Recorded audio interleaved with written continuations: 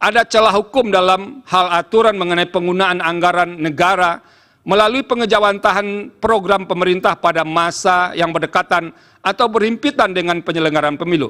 Di samping itu, pada kasus pemilu presiden dan wakil presiden tahun 2024 pun terdapat kekhususan dalam hal posisi presiden yang bukan berstatus sebagai petahana, bukan menjadi pihak yang terlibat sebagai peserta pemilu, melainkan sebagai pihak yang dinilai memberikan dukungan terhadap salah satu pasangan calon. Hal ini memicu pandangan kritis yang disampaikan oleh sebagian kelompok masyarakat.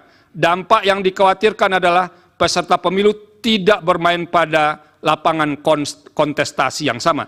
Terlebih fakta hukum yang ada di sekitar atau pada tahap kampanye berlangsung, kunjungan presiden ke daerah menunjukkan peningkatan intensitas dibandingkan biasanya.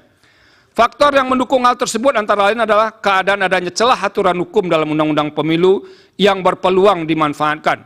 Perumpamaan kondisi demikian ibarat banyak orang melihat asap mengepul membubung tinggi, tapi tiada satupun yang dapat menemukan titik api yang menjadi sumber asap itu. Pada titik inilah moralitas atau etika memainkan peran penting agar tidak memanfaatkan celah atau kekosongan aturan hukum, legal loopholes. Bagaimanapun dampak dari dukungan tersebut kepada salah satu peserta pemilu menyebabkan ketidaksetaraan peserta dalam kontestasi perebutan suara rakyat. Padahal salah satu bentuk nyata perwujudan azas adil dalam pemilu adalah adanya upaya para peserta pemilu berada pada posisi yang setara. Suasana kebatinan demikian seharusnya dipahami semua penyelenggara pemilu dan pejabat negara untuk menerapkan standar etika tertinggi, the highest moral standard. Berdasarkan pertimbangan di atas, secara kelembagaan, saya memahami posisi mahkamah atau mayoritas hakim yang terkendala oleh banyak pertimbangan, terutama soal bukti dan penilaian atas bukti yang sehingga tidak dapat bergerak lebih jauh. Namun demikian, secara pribadi, sebagai hakim, saya memiliki keyakinan yang berbeda. Saya ulangi, maaf. Namun demikian, secara pribadi, sebagai hakim, saya memiliki keyakinan yang berbeda dengan sebagian hakim yang lain. Dalam hal ini, terdapat fakta persidangan perihal pemberian atau penyaluran bansos atau sebutan lainnya yang lebih masif dibagikan pada rentang waktu yang berdekatan atau berhimpitan dengan pemilu. Praktek demikian merupakan salah satu pola yang jamak terjadi untuk mendapatkan keuntungan dalam pemilu yang disebut dengan electoral incentive. Keterlibatan beberapa menteri aktif yang menjadi tim kampanye dalam membagi bansos terasosiasi dengan jabatan presiden secara langsung maupun tidak langsung sebagai pemberi bansos memunculkan atau setidaknya berpotensi atas adanya konflik kepentingan dengan pasangan calon. Sementara itu merujuk fakta yang terungkap dalam proses persidangan. Menteri yang terkait langsung dengan tugas tersebut, inkasu Menteri Sosial, yang seharusnya memiliki tanggung jawab terhadap pemberian bansos, menyampaikan keterangan bahwa tidak pernah terlibat dan atau dilibatkan dalam pemberian atau penyaluran bansos secara langsung di lapangan. Selain itu diperoleh pula fakta dalam persidangan bahwa terdapat sejumlah menteri aktif yang membagikan bansos kepada masyarakat, terutama selama periode kampanye.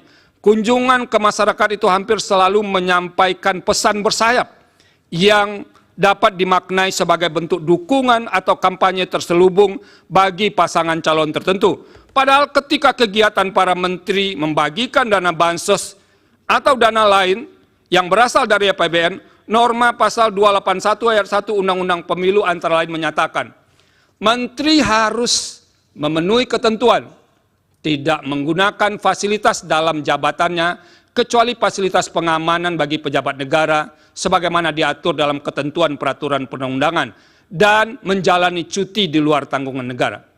Berdasarkan pertimbangan hukum dan fakta tersebut, pembagian bansos atau nama lainnya untuk kepentingan elektoral menjadi tidak mungkin untuk dinafikan sama sekali. Oleh karena itu, saya mengemban kewajiban moral atau moral obligation untuk mengingatkan guna mengantisipasi dan mencegah terjadinya pengulangan atas keadaan serupa dalam setiap kontestasi pemilu. Terlebih dalam waktu dekat yang hanya berselang berbilang bulan dan akan dilaksanakan pemilihan kepala daerah dan wakil kepala daerah serentak secara nasional.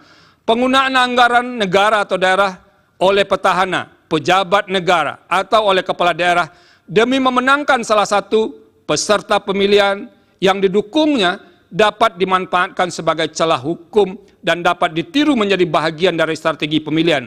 Dengan menyatakan dalil akuo terbukti, maka akan menjadi pesan jelas dan efek kejut, deterrent efek kepada semua calon kontestan dalam pemilihan kepala daerah dan wakil kepala daerah bulan November 2024 yang akan datang untuk tidak melakukan hal serupa. Dengan demikian, saya berkeyakinan bahwa dalil pemohon terkait dengan politisasi bansos beralasan menurut hukum. Bahwa dalam kaitan dengan dalil di atas, pemohon mengemukakan beragam tindakan yang dilakukan oleh aparat atau penyelenggara negara disertai dengan alat bukti untuk mendukung argumentasinya. Dalam persidangan, termohon telah menyampaikan sanggahan terhadap beberapa dalil yang disampaikan pemohon, dan Bawaslu serta pihak terkait pun telah memberikan keterangan serta bantahan ihwal dalil akuo. Salah satu posisi atau jabatan pemerintah yang kerap muncul dalam fakta persidangan adalah persoalan netralitas penjabat atau PJ kepala daerah dalam proses pemilu. Sebagaimana kita pahami, PJ kepala daerah yang terdapat di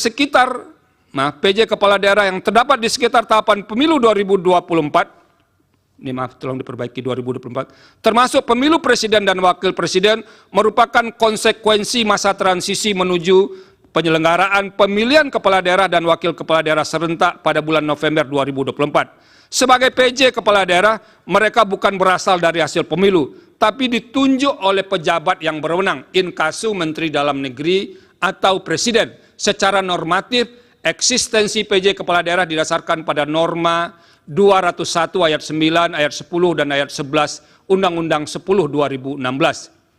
Artinya, pengisian PJ kepala daerah telah direncanakan dan diatur jauh sebelum penyelenggaraan pemilu 2024. Selain berkenaan dengan PJ kepala daerah, kepala desa termasuk salah satu aparatur negara yang kerap didalilkan pemohon, khususnya terkait dengan netralitas aparatur penyelenggara.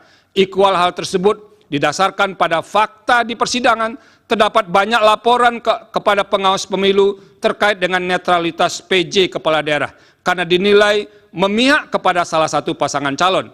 Selain itu, pengerahan kepala desa pun menjadi fakta yang dilaporkan dan juga muncul di persidangan. Setelah membaca keterangan Bawaslu dan fakta yang terungkap di persidangan, serta mencermati alat bukti para pihak secara saksama, saya menemukan bahwa terdapat masalah netralitas PJ kepala daerah dan pengerahan kepala desa yang terjadi, antara lain di Sumatera Utara, Jakarta, Banten, Jawa Tengah, Kalimantan Barat, dan Sulawesi Selatan. Adapun bentuk ketidaknetralan PJ kepala daerah diantaranya berupa penggerakan ASN, pengalokasian sebagian dana desa sebagai dana kampanye, ajakan terbuka untuk memilih pasangan calon yang memiliki komitmen untuk melanjutkan IKN, pembagian bantuan sosial atau bantuan lainnya kepada para pemilih dengan menggunakan kantong yang identik dengan identitas pasangan calon tertentu, penyelenggaraan kegiatan massal dengan menggunakan baju dan kostum yang menonjolkan keberpihakan kepada pasangan calon tertentu, pemasangan alat peraga kampanye di kantor-kantor pemerintah daerah, serta ajakan untuk memilih pasangan calon di media sosial dan gedung milik pemerintah. Selain soal netralitas PJ kepala daerah, terungkap juga sebagai fakta di persidangan adanya pengerahan atau mobilisasi kepala desa, antara lain seperti di Jakarta dan di Jawa Tengah. Berbagai bentuk ketidaknetralan tersebut telah dilaporkan kepada Bawaslu dan sebagiannya terbukti. Terhadap laporan yang terbukti tersebut, Bawaslu telah merekomendasikan kepada instansi terkait seperti Komisi Aparatur Sipil Negara untuk menindaklanjuti karena terbukti melanggar peraturan perundang-undangan lainnya. Berkaitan dengan ketidaknetralan tersebut, KSN pernah merilis hasil survei pada Desember 2023 yang menunjukkan bahwa sebagian PJ kepala daerah dinilai belum optimal dalam pengawalan netralitas ASN. Salah satu penyebab utamanya adalah intervensi politik sehingga membuat ASN melanggar netralitas. Sementara itu, sebagian laporan yang disampaikan kepada Bawaslu dinilai tidak terbukti karena tidak memenuhi syarat formil atau material.